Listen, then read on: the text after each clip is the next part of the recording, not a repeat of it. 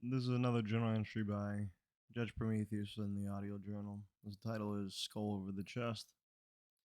You ever meet someone who truly believed the words were enough? I did. His name was Josh Silva, young, bright eyed, voice like chalk on new pavement, writing poems in the air with every breath. He said that the pen was mightier than the sword and lighter. But then he held the pen like a feather, light, too light to draw blood, too soft to stain the paper with pain. He meant well. He meant everything. Josh believed you could rewrite the world with metaphors and open mics, with books tucked under his arm like a soldier carries ammo. Ideas were his artillery, and maybe that's noble, but the nobility doesn't stop a bullet. It doesn't carry a brother's body down three flights of broken systems.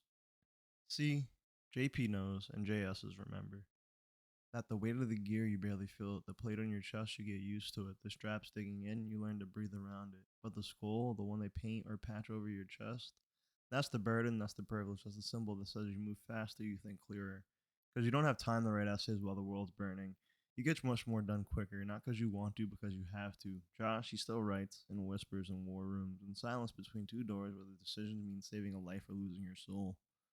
He learned that spoken truth without force is just noise, and sometimes the machine eats your poem before it enters or ever hits the page. So now we carry both pen in one hand and fire in the other. We write when we can, and when we can't, we act. We move like ghosts, but think like architects, not just like soldiers, strategists, not just poets, engineers of impact. See the skull over the chest, it doesn't just weigh down the vest, it weighs on the choices you make, the friends you bury, the innocence you lose.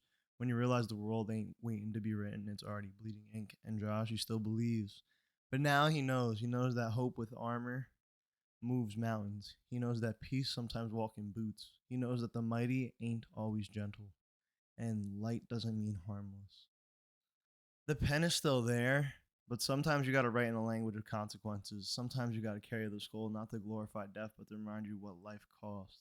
So when I say Josh Silva was bright eyed, don't mistake that for soft. He just hadn't seen the dawn through a scope yet. Now he has, and now he moves like a whisper, but strikes like a statement. And maybe, just maybe, that's what being mighty really means.